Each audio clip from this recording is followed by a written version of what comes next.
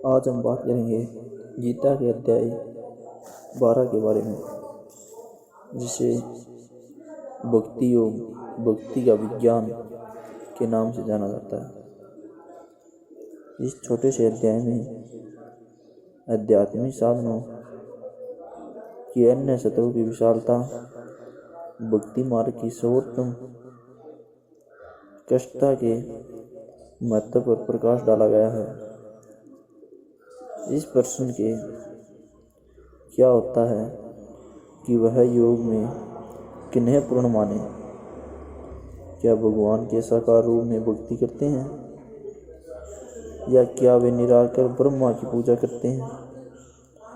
इसके उत्तर में कहा गया है कि कृष्ण कहते हैं कि दोनों मार्ग भगवत प्राप्ति की ओर ले जाए हैं, और वे उनके साकार रूप की पूजा करने वाले भक्त को सर्वश्रेष्ठ योगी के रूप में सम्मान देते हैं। उन्होंने स्पष्ट रूप से कहा है कि माया से जुड़े देहधारियों के लिए निराकार अव्यक्त रूप की साज सज्जा करना कष्टदायक और अत्यंत कठिन है, जबकि उनके वास्तविक रूप की साज सज्जा करने वाले भक्त अपने स्वयं के साथ भगवान में विलीन हो जाते हैं, और उनके प्रत्येक कर्म भगवान को समर्पित होते हैं। फिर भी वे शीघ्रता से जीवन मरण के बंधनों से मुक्त हो जाते हैं।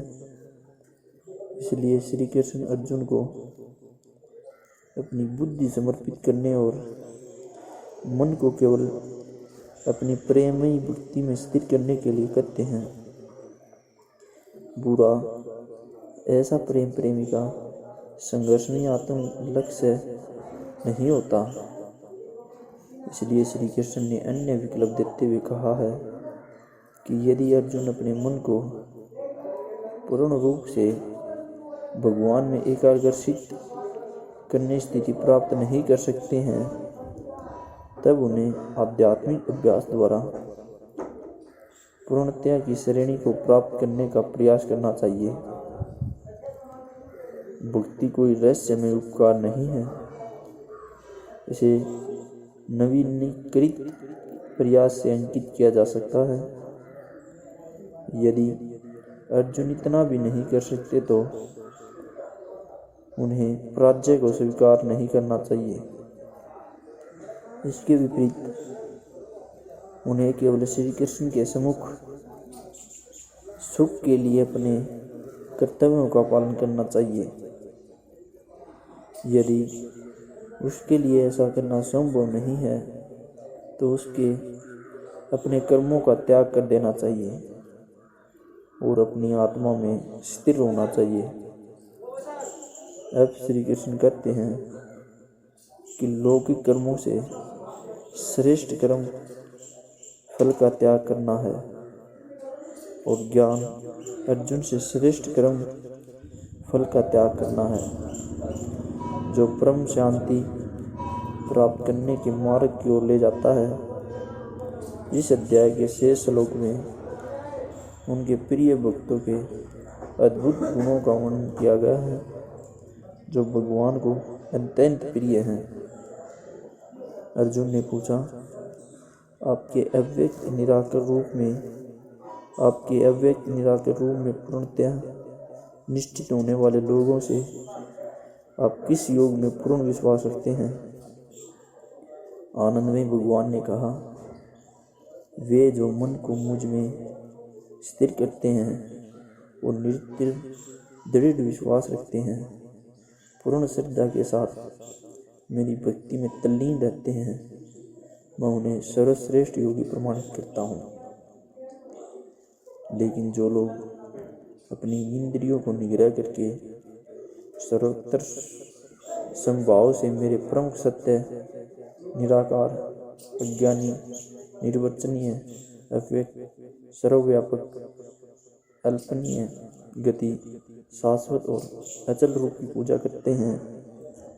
वे सभी कल्याण के सिद्धांतों में संलग्न होकर मुझे प्राप्त करते हैं। जिन लोगों का मन भगवान के अव्यक्त रूप पर आधारित होता है, उनके लिए भगवान की भावना का मार्ग अति दुष्कर और अभिमानों से भरा होता है। अव्यक्त रूप की पूजा देहधारी व्रत के लिए अत्यंत दुष्कर होती है, लेकिन जो अपने सभी कर्मों को मुझे समर्पित करते हैं और मुझे परम लक्ष्य समझकर मेरी सेवा करते हैं और अनन्य भक्ति भाव से मेरा ध्यान करते हैं, मन को मुझ में स्थिर कर अपने अकेले को मेरे साथ स्थापित कर देते हैं। हे पार्थ, मैं उन्हें शीघ्र जन्म मृत्यु के सागर से पार कर उनकी बातें बताता हूँ। अपने मन को केवल मुझ पर स्थिर करो और अपनी बुद्धि को मुझे समर्पित कर दो। इस प्रकार से तुम हमेशा मुझ में स्थिर रहोगे, इसमें कोई संदेह नहीं है। हे अर्जुन, यदि तुम दृढ़ निश्चय से अपने मन को स्थिर करने में असमर्थ हो तो धार्मिक कार्यकलापों से मन को विरक्त कर भक्ति भाव से निरंतर मेरा स्मरण करने का अभ्यास करो। यदि तुम भक्ति मार्ग के अनुसरण के साथ मेरा स्मरण करने का अभ्यास नहीं कर सकते, तब मेरी सेवा के लिए कर्म करने का अभ्यास करो। इस प्रकार आप पूर्णता की स्थिति को प्राप्त कर लोगे। यदि आप भक्ति युक्त हो तो मेरी सेवा के लिए कार्य करना लक्ष्य हो, तब अपने सभी कर्मों का त्याग करो और आत्मा स्थिर हो जाओ। शारीरिक अभ्यास से श्रेष्ठ ज्ञान है, ज्ञान से श्रेष्ठ ध्यान है और ध्यान के श्रेष्ठ कर्म फल का परित्याग है, और ऐसे त्याग से शीघ्र मन को शांति प्राप्त होती है। जो किसी से द्वेष नहीं करते, व्यक्तिगत मित्र होते हैं, प्रिय होते हैं।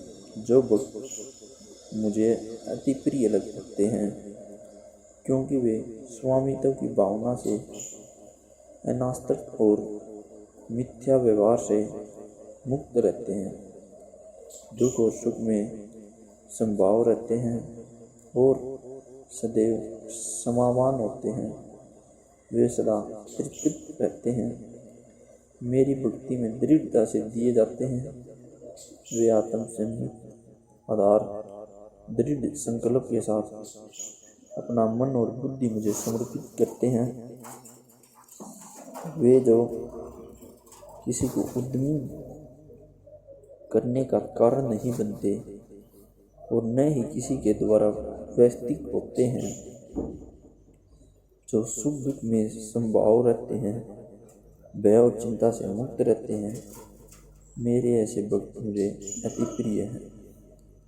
वे जो तीर्थों में स्वार्थी रहते हैं, बराह और आंतरिक रूप से शुद्ध आकर्षण, चिंता, वस्तु, सुविधा, वस्तु और सभी क्रियाकलापों में स्वार्थी वस्तु रहती हैं, मेरे वे भक्त मुझे अति प्रिय हैं।